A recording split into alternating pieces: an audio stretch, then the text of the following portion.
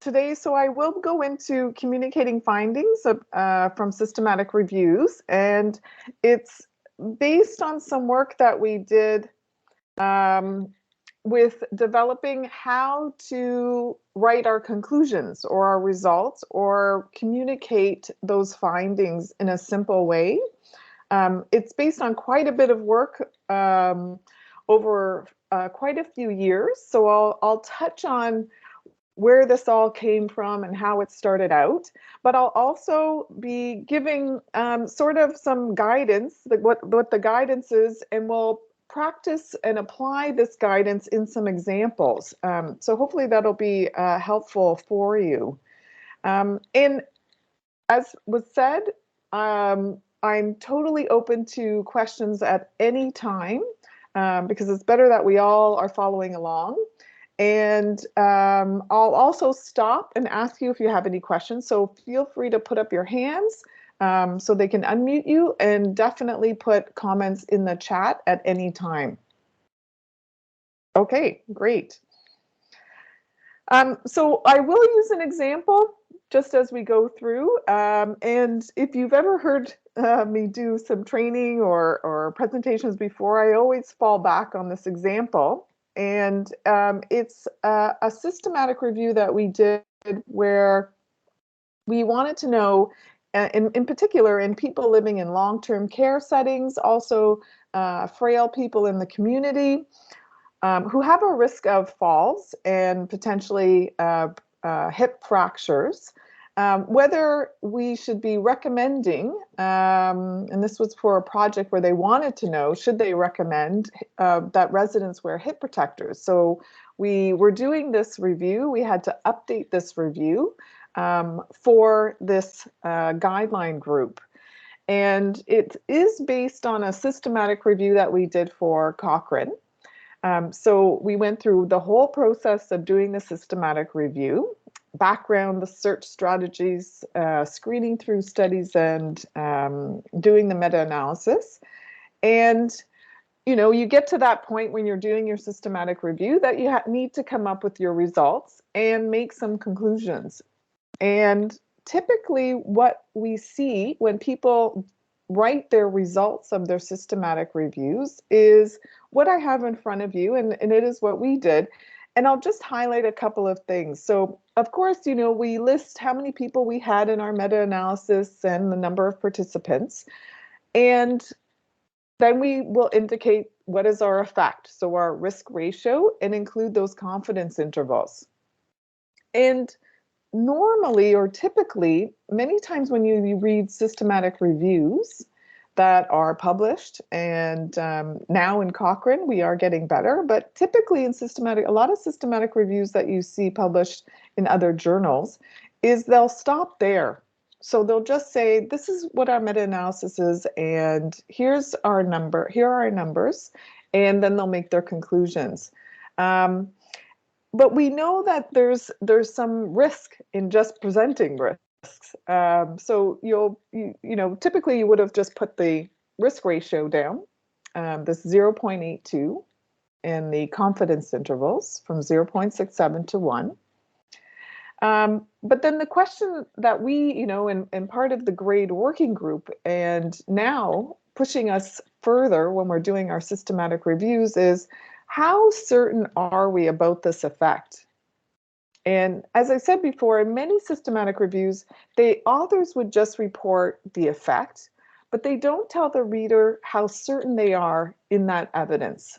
And this can be really misleading to stakeholders who are making decisions, and decisions about whether they should recommend hip protectors to reduce fractures, whether jurisdictions should pay for hip protectors. So should a long-term care facility actually provide hip protectors for their residents? Or on an individual basis, should I be wearing a hip protector when I reach a certain age? Should I be saying to my mother, who is in a long-term care facility, that it might be better if she wore a hip protector? And if I just told you, oh, well, this is the risk and this is what will happen if you wear hip protectors, the person who's making that decision probably wants to know, well, how sure are we actually about this effect? And of course, there's lots of criteria that go into producing that effect. And I'll just touch briefly on them because I'm not going to tell you today all about grade.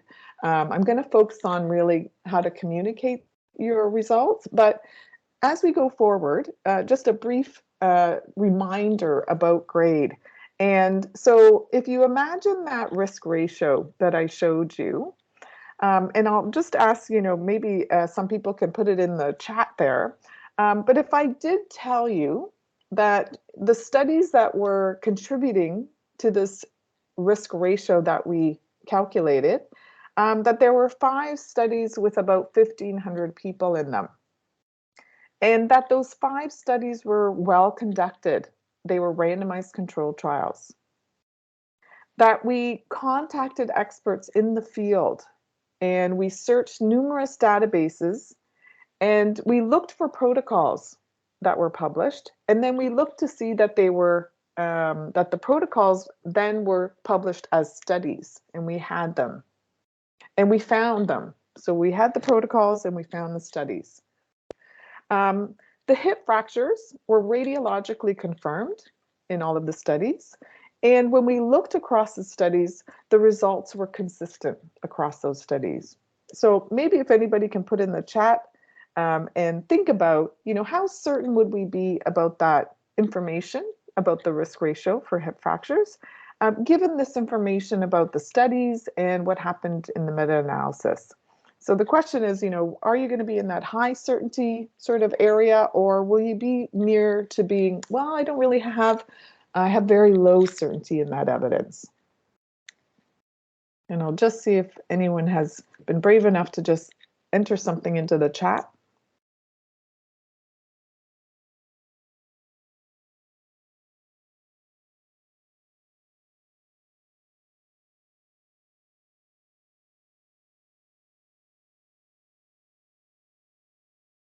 And Solange, have you seen anything in the chats actually? Yes, so there's any... two people that have said high certainty. One says unsure. The others haven't been brave enough. Okay. High certainty. I think most people are coming in with a high certainty and a few unsures. Okay. So, these are typically the criteria we would use to assess the certainty of the evidence. And basically, these ones are generally on the positive side. So we probably wouldn't be rating down our certainty. We probably would stay in that high certainty area. Okay, great.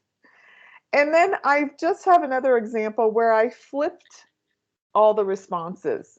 And this is, you might start to notice that this is the very low certainty. We're probably looking at very low, where we have 5 studies, but there's not a lot of people in them at all. There's about 105 people.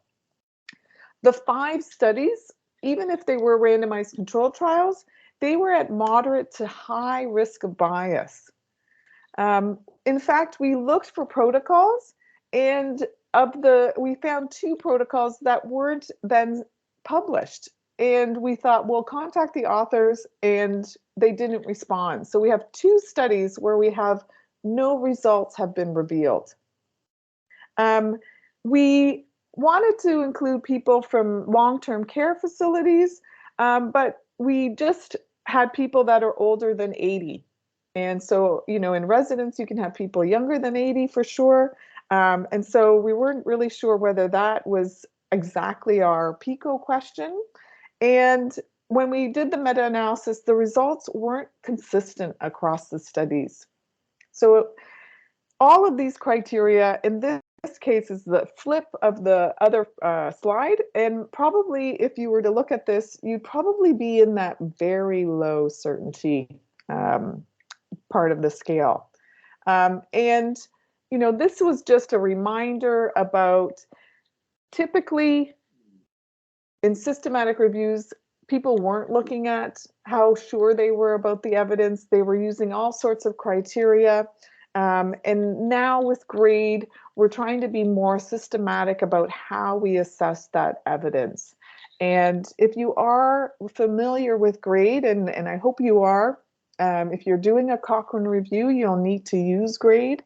But the main criteria is, yes, you're looking at risk of bias. You're looking at the consistency or inconsistency across those studies. You want to make sure that your studies match your PICO question.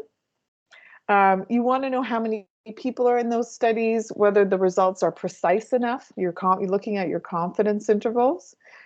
We also want to know if there's a possibility of publication bias. And also there's the possibility, if you're including non-randomized studies, you may actually have some criteria that might increase your certainty in evidence. So those first 5, they're going to reduce your certainty in evidence. And those last bullet there, those could potentially increase your certainty in evidence. So this is just a really brief covering of grade, just to set the stage for some later conversations. But any questions, I'm happy to answer just a couple questions about grade if anyone does have a question about the certainty of evidence and why we're doing that. No questions at the moment yet, Nancy. I'll keep an eye out. Okay, great. Yes, I can easily jump in with the answer at some point. Okay, so just a brief review of grade.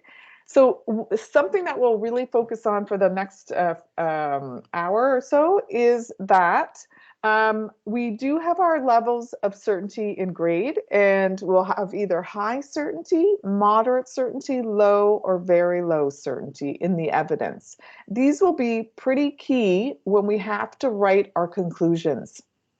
And of course, on the side there, those were all the criteria for grade, and your certainty, of course, goes up or down depending on how you assess those criteria or domains in grade.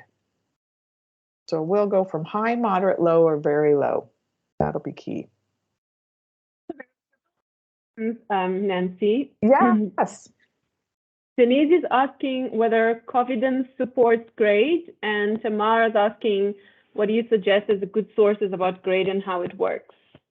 Right. So confidence, right now, confidence is about mostly about screening through your studies.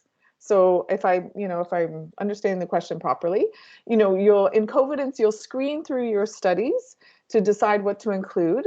Confidence also now, and more relatively new, is that you can pull the data out of your studies and do the data abstraction in confidence.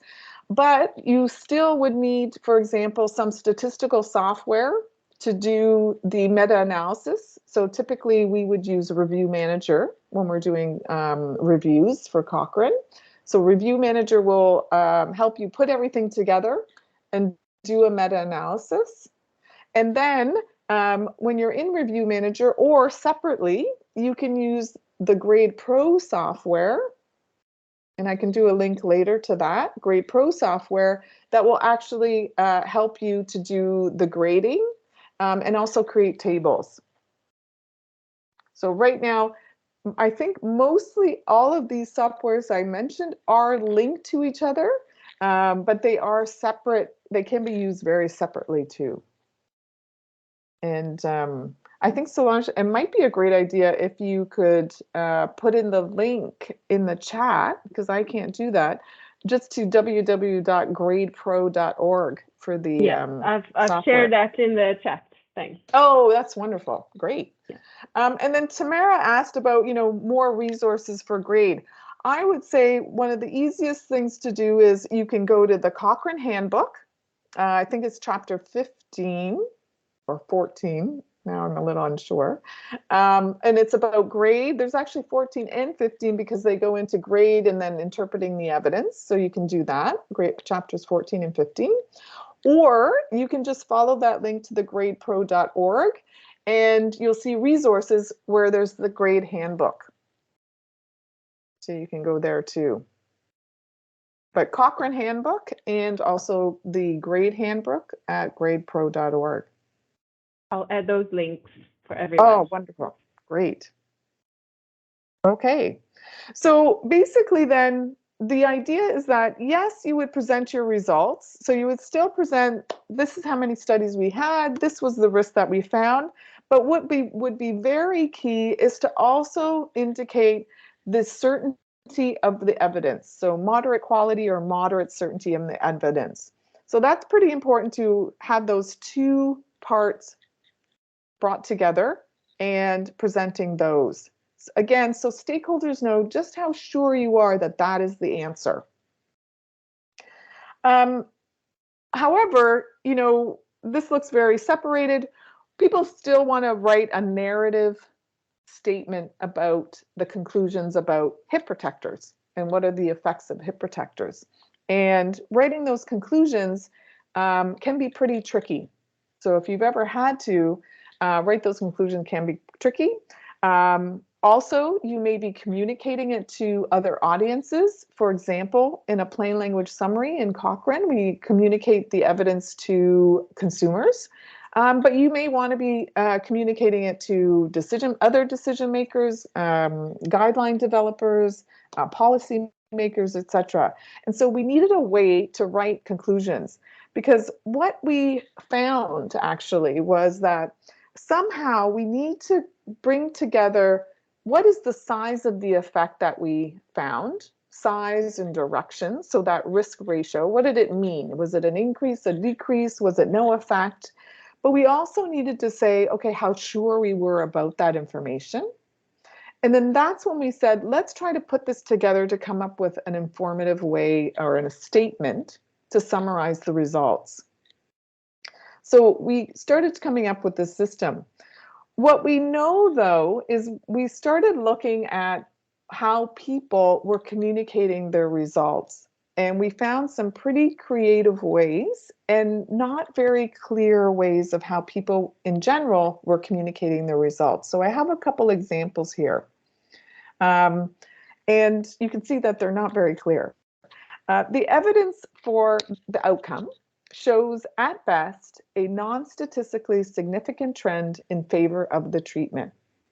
So it's quite confusing. So we thought we can probably do better than this.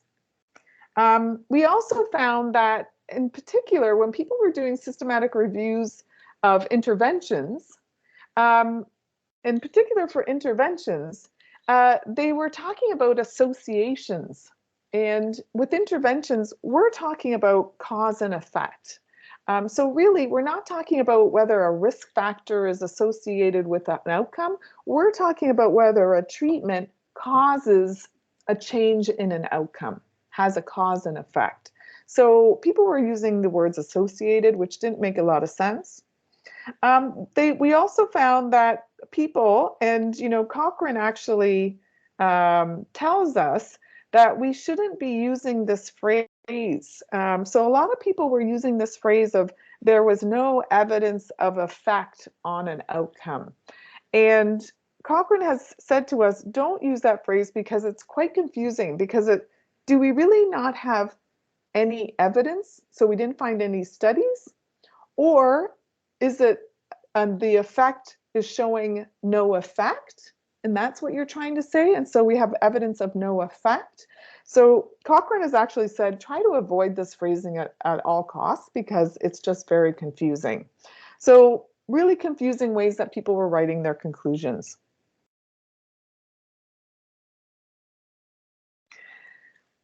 So what we did is, and all this information came from some research that we started in 2002, 2003. And at that time, we were focusing on how to make clear statements to communicate results to consumers. So there was a few people across the world that were struggling with, how do we communicate the results of Cochrane systematic reviews to patients and the public?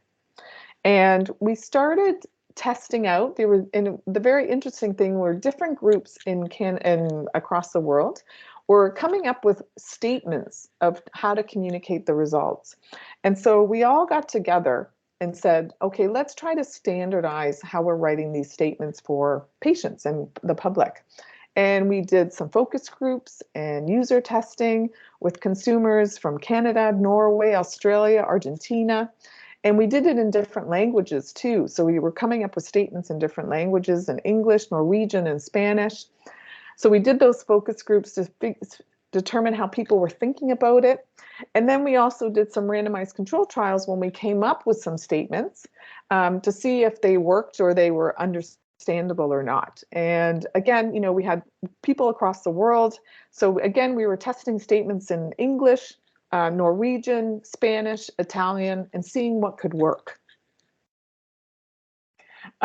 We came up, I'm just showing this because it's really, quite confusing. When we were trying to think of these statements, we were trying to think of, how does this relate to how we assess the evidence? What words could we use? Maybe we could use different words if it's more serious of a problem with the certainty of the evidence. And so it really was a variety. We're trying to figure this out.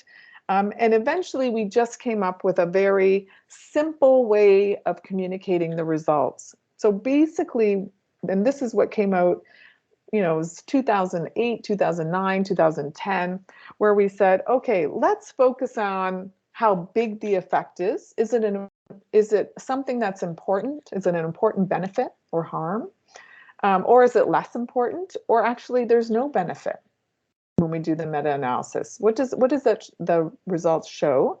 And then again, we use the certainty of the evidence along the side. And depending on whether you had, for example, important benefit and high quality evidence, you would use the word will improve. So hip protectors will improve quality of life, for example.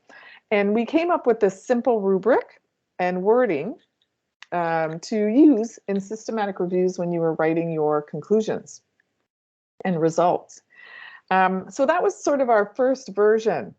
And then over time, we received some feedback, and people were saying that the wording could become really monotonous because we just had, as I said right here, we just had one choice per benefit, per certainty of the evidence. So it became a little monotonous when people were writing their results and their conclusions. And so we thought we could start revising them and maybe give some more options for people. And we conducted some workshops, and then we did a survey with respondents who were people who did systematic reviews, people who use systematic reviews, to see if what we came up with would actually work. So we started experimenting again with statements, and we had some feedback. Some of it was quite interesting. We had thought that maybe we could just use the words "there's no effect" or "does not result in an effect." And we heard from a lot of the statisticians that, if there's no effect, we actually shouldn't say there's no effect, because statistically we haven't proven no effect. We haven't proven that the null hypothesis is true. So people were a little wary of that type of wording. We had thought that maybe when we had low certainty evidence, because we're not sure, we could use the words that the evidence suggests, or it appears that hip protectors affects quality of life in this way. And, interestingly, we had some comments about appears sounds a little supernatural. And so people weren't very happy with the words appears. So in fact, we ended up sticking with the word suggests. And we had tried to come up with some wording around what was an important benefit and whether it was a small benefit. And it was just too much wording, so it was too confusing. And in particular, when we have very low certainty evidence, people were not sure whether we should be communicating the size of the effect or the direction of the effect, just because we were so uncertain about it. We really have limited confidence in what we've come up with in the meta-analysis, that for very low certainty, they said, maybe we need to be a bit careful about what kind of conclusions we make when we have very low certainty. maybe I'll just stop there for a second to see how people are doing and if anyone has some questions. So there's a question in the chat from Suzanne, who's asking if you need to explain your choice of people of specific countries or languages in the statement of effects. Right. So let me see if I can understand. So we had said that we had done some testing of the statements in different languages. When we translated to those other languages, we did also use the same idea of looking at the size of the effect and the certainty of that evidence. And as I sort of, we took these statements and said, how could we translate probably improves into Italian, for example? And so our Italian translators and the group in Italy came up with their statements of how that could be translated. We are still looking for other translations. So if anyone is interested in doing some other translations of these statements, that would be great, actually. But it is still using this concept of size of effect and certainty of evidence and trying to bring them together. I hope I answered that okay. Suzanne can let us know. Okay. Yes. Add more if I didn't do a good job. Okay. So what we ended up with was a final version of these high certainty and size of effect. And it goes by high certainty, moderate certainty, low certainty, and very low certainty. And I'm just going to see, yeah. And here is an example. So I just chose one of these examples. If you have moderate certainty evidence, you would then decide how large the effect is. And based on how large the effect is, you would then decide what your statements would be. So for example, if I decided that in actuality there was a very small effect, a trivial effect, or no effect, and I had moderate certainty evidence, I would be using terms like it likely results in little to no difference, or it probably does not reduce the outcome. So each of these, if I go back, we have different ways of communicating this, and I will go into more detail about those different ways of wording it.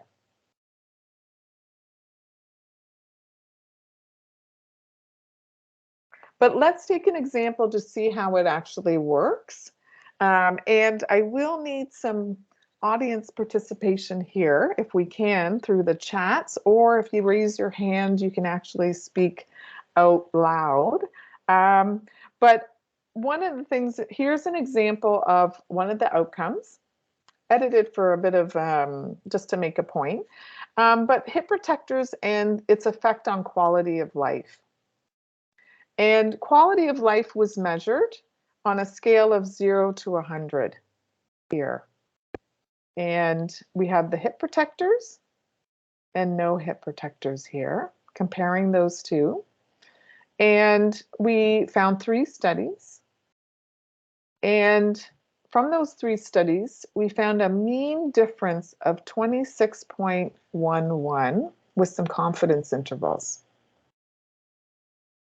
So some ideas from the audience about what that is telling us, remembering that the scale goes from 0 to 100 where it's better. How might we interpret just the size and the direction of the effect? If anyone wants to volunteer. Please add your comment to the chat or raise your hand.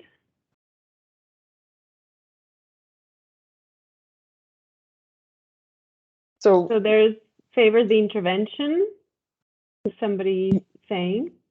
Yeah, so it favors hip protectors. And that would mean what? That quality of life is increasing or quality of life is decreasing if you wear the hip protectors? If we wear the hip protectors, our quality of life is increasing or decreasing, and by how many points? Increasing. That's what quality of life is increasing. That's the comments coming through. Yeah. And Yep, we even. Go ahead. Yep, everybody's just saying increasing. Yep, yep. And we even have this information that actually it's increasing by 26 points. That's our best guess right here. And it could range from 18 more points or even 33 or 34 points. So we do have a confidence interval around it. So we're definitely on the side of increasing. One thing would be, is this actually an important increase or not? And you know, that's a decision as a systematic reviewer. You would say, okay, well, I need to make some conclusions here about whether it's an important increase or not. So we have the size of effect. I just have pulled out this from the forest plot, and this is where that 26 is, and you can see it went from 18 to 33. So that's our result right there. And now it's, you know, we would have to make a decision about how big is that effect. So maybe some ideas again from the audience. If I told you that your quality of life will go up by 26 points on a scale of 0 to 100, what do you think? Is that a small effect, no effect, a moderate effect, or a large effect? Because remember, we should think about the size of the effect. So large, moderate, small, or trivial, really no effect. What do you think? What do people think? A 26-point increase on a scale of 0 to 100. So we had a comment from Andy who said moderate to low certainty because of small numbers, but a consistent direction and moderately large effect size. And other people are saying large effect, another one moderate effect, another one small effect, moderate, large. Yeah. What is the clinical relevance of a change of 26 points? Yes. Can we use Cohen's D? Small effect, large effect. So there's a variety of effects coming through here. Great. Okay, good. And you know, this is what you and your authors on your author team would need to decide. And if you actually have some information about what is a minimally important difference, maybe there's a publication using that scale that says a minimally important difference, that surveys with patients said a minimally important difference is 10 points on a change on a scale, for example. So that type of information would be great to have. Sometimes we have that published information, sometimes we don't. But we do, you know, we need to make a decision about this. So let's just say that we put a moderate benefit as 10. That's our threshold for a moderate benefit. And maybe a large benefit would have been around 35, for example. So right now we see that our best guess, which was 26, is in that moderate range. It's definitely better than moderate. It doesn't quite go to a large benefit. So at this point, we might say, make a decision. If this is based on some literature, fantastic. Sometimes we have it, sometimes we don't. Talk to your author group. Do you have a patient as part of your author group that can inform that cutoff, that threshold? But let's say that this represents a moderate benefit. And then I'm going to tell you that actually, you know, someone had already addressed this. If you had done great, you would have seen that there weren't that many people in this analysis, too few events. The results are consistent. I'll tell you that, yes, it matched our PICO question. That's, you know, I didn't go into the risk of bias, but let's say that the risk of bias, there was some risk of bias in these studies. And so the authors came up with, this is low certainty evidence. So right now we have low certainty evidence and we have a moderate benefit. How are we going to write this conclusion? And that's where this comes in. So we have low certainty evidence and we have a moderate effect. So basically what we're doing is we're looking at these phrases. And when we had low certainty evidence, our group, from the feedback from our surveys, the focus groups and the RCT and experiences, we came up with may reduce or may increase if we have low certainty, or the phrasing of the evidence suggests. So we didn't use that appears because it was a little too supernatural. So basically, if we're writing our results, we would use these phrases: moderate effect, low certainty evidence. And just to point out, if you had a different size of effect, you would still use may or suggest. You would just change the size, the wording for the size. If you had a small effect, you would say slightly. If you had a large effect, you would say a large increase or a large reduction. So basically, the effect on quality of life, if I was writing my results, I would say there were 3 studies with 253 participants that assessed the effect of hip protectors on quality of life, which ranged on a scale from 0 to 100, where 100 was better. And we found a mean difference of 26.11 on this scale of 0 to 100. And this represented a moderate increase in quality of life with hip protectors compared to none. And our conclusions, where we would come up with our statement, would be wearing hip protectors may, because it was low certainty evidence, may increase quality of life compared to wearing none. And that would be our statement. Not it was statistically significant and blah, blah, blah, and a trend and nothing like that.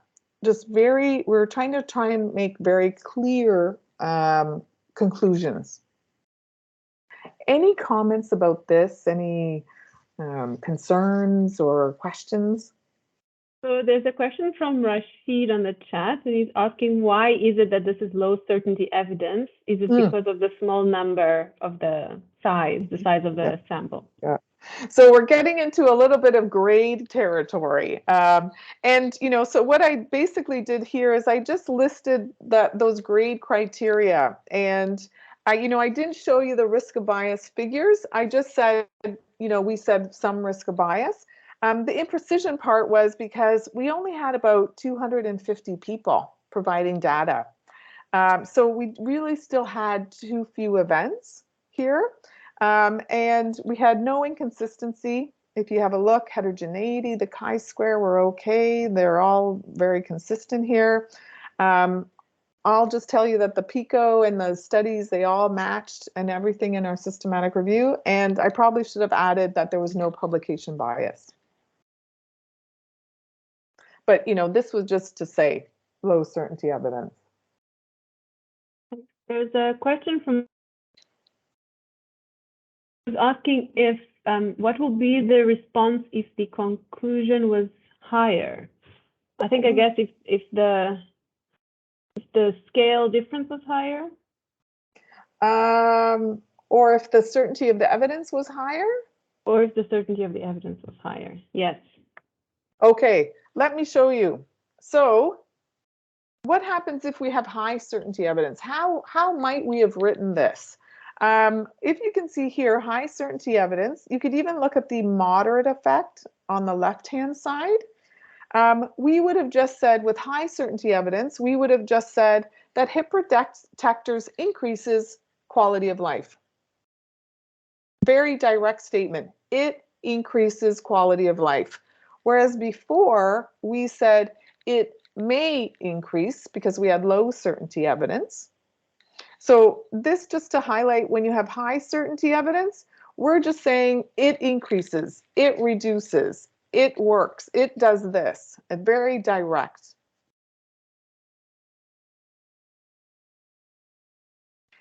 Thanks. Yeah, and then just to point out, depending on the size of the effect, we would use, again, if it's a large effect, we would say large. If it's a moderate effect, we just say what it is. It's a reduction or it's an increase. If it's a small effect, it didn't hit our cutoff of a moderate, we would just say it was a slight reduction. And if it's really close to no effect, we would say that it was little to no difference, or, and some of our statisticians weren't too happy, we would just say it doesn't have an effect.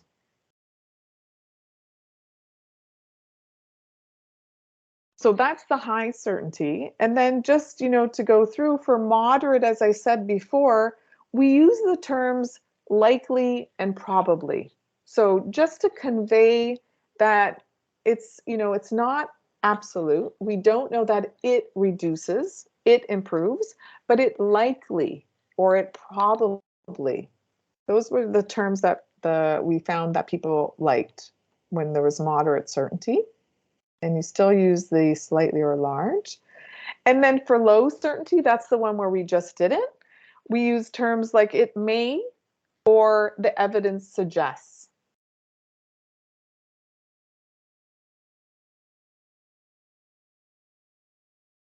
And then for very low certainty, we gave a couple of options. So remember, people weren't sure, how do we handle very low certainty? Should we say anything at all? And so what we did is we gave people two very different options. One option is just to say, the evidence is uncertain, very uncertain, and we just say about the effect. We don't even say anything about the direction of the effect that we found in the meta-analysis. We just say it's very uncertain. Alternatively, if you want to give an idea of what is the direction of the effect, maybe not necessarily the size of the effect, but you could say it may reduce or increase or have no effect. So give some idea of the direction, but still say that the evidence is very uncertain. So you can either give a little idea of what's happening or just say, we don't know, we're very uncertain about the effect. Nancy, there's a question from Tamara. She's asking, have you had any feedback from groups or reviewers who struggle to use this in their different contexts? Yeah, so since this was published, so we published it in about 2020, I think that was the date, or 2021. We put this out. Of course, this was based on the RCTs and the survey and everything that we did with multiple users. So we did it in consumers and patients, but then we did it with the systematic reviewers, guideline developers, and other stakeholders. So we had that feedback initially, and then now, actually, maybe it's time. Maybe we, this has been out for about 2 years. Maybe we wait another year or two to then revisit this for even more feedback. But in general, I would say people are pretty happy with the wording. Now they have more options, so it's less monotonous. So that's very good. Yeah, in general, so far it's been positive, but yeah, maybe in 2 or 3 years we should do another survey to see how people are feeling.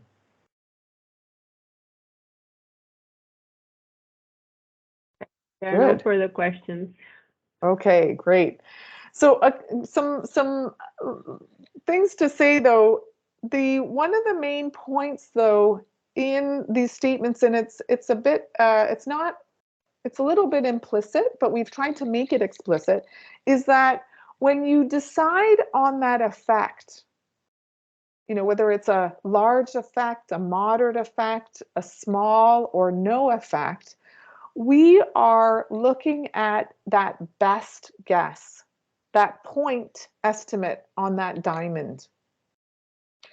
So in this case here, we have an example of this diamond, and our best guess is here. If we imagine that our thresholds here for a moderate effect are here and on this side, our point estimate is close to, it's in that no effect range. Same thing here. Our point estimate is here.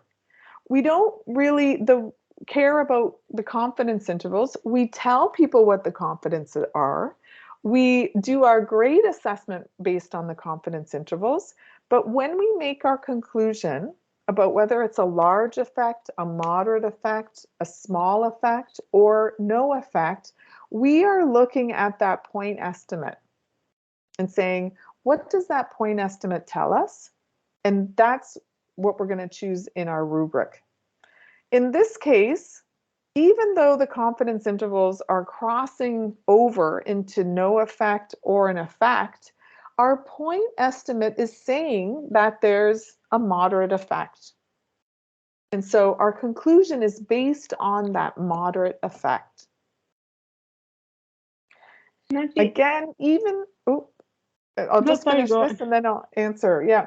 Even if that line is crossing that no effect line, we're not saying that this is no effect. We're saying our point estimate is beyond our moderate effect, and actually the size of the effect is moderate. We're not saying that it's no effect based on that because it's crossing that line. I'll show you an example, but Solange, what was the question?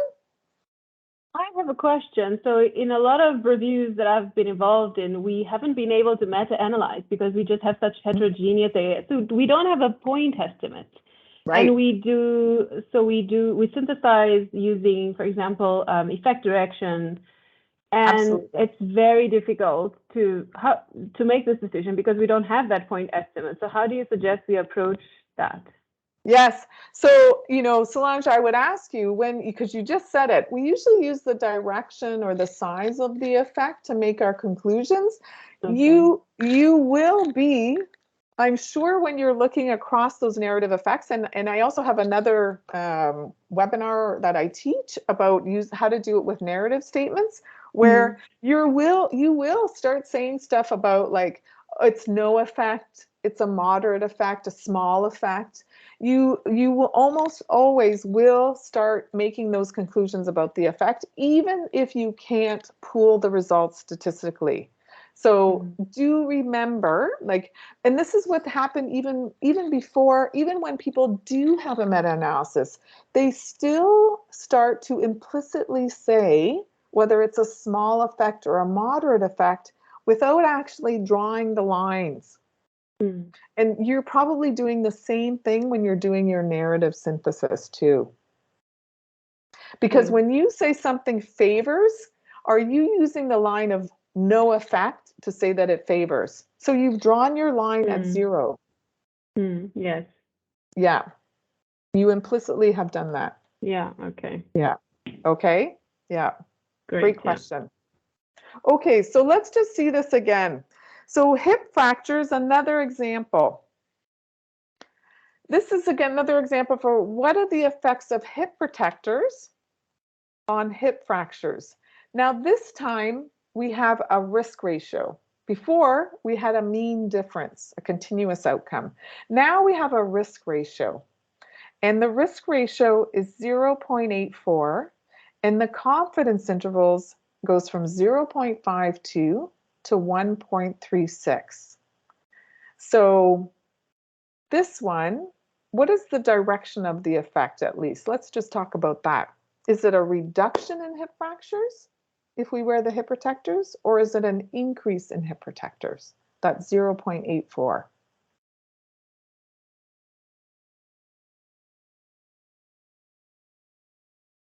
You can add your answer to the chat.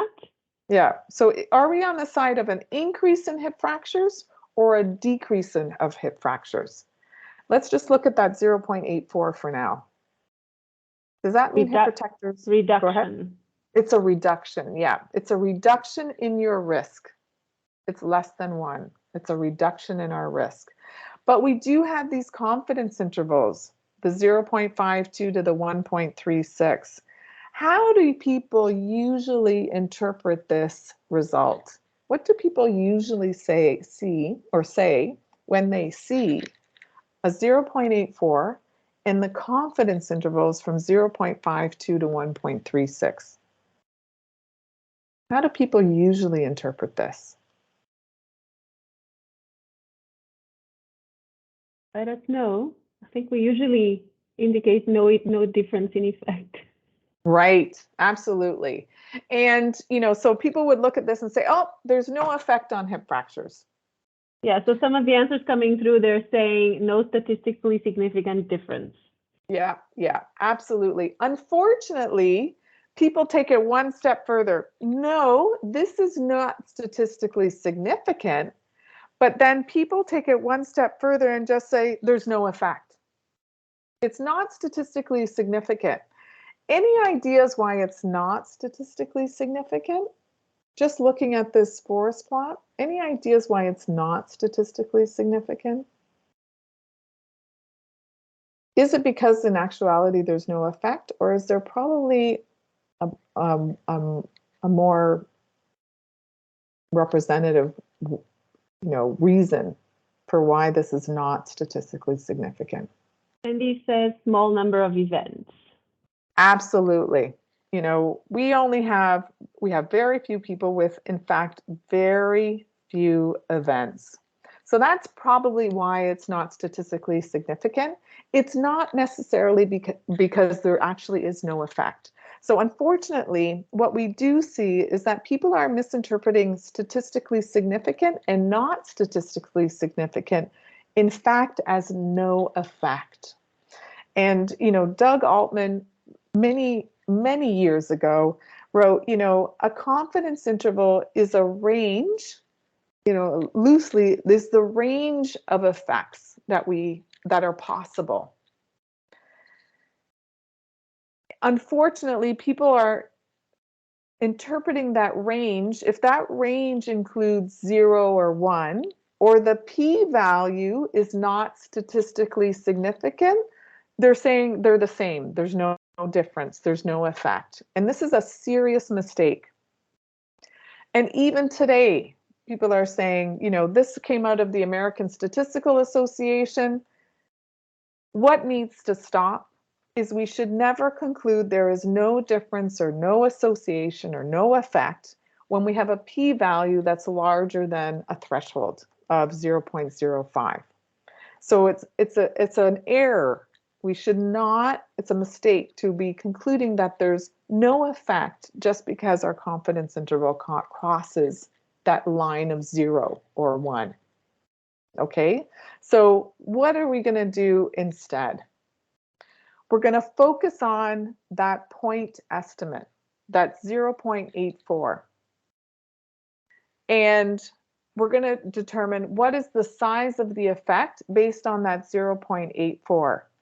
And then we're going to tell people about how certain we are about it, how wide those confidence intervals are. Okay, so in this case, and we have just about 6 minutes left, we would actually say, where does that 0.84 lie? We need to decide, is 0.84 a large reduction, a moderate reduction, or a small reduction, or actually a very small reduction, trivial, that it's no effect? We need to decide on that.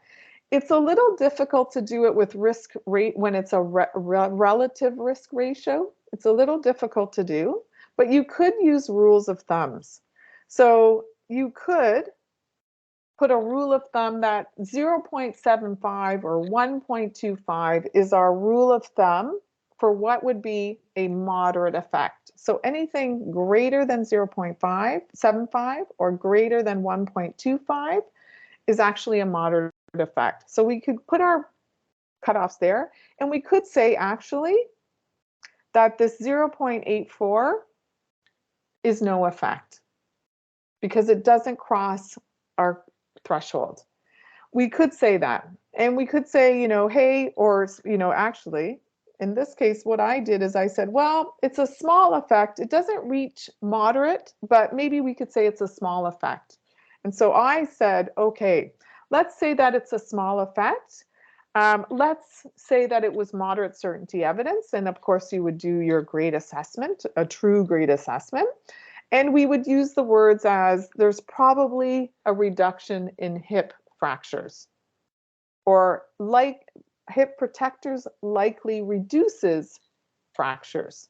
And we would use the word slightly because it didn't cross our line of moderate effect.